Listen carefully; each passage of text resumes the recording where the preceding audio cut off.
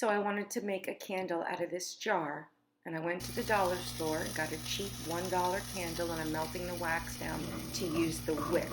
I needed a brand new wick. So then I took this candle that was old and I melted that down to use that and pour it into this jar. And I got that from Goodwill for $1. So this is the used one. I'm going to clean it out, put that wick in there. I'm melting this down so I can use one that has fragrance in it. I had something to hold up the wick while it dried. And there's an empty jar that I used.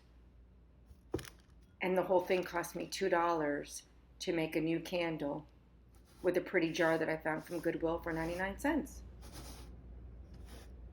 Quick and easy, do-it-yourself candle. Hope you like it.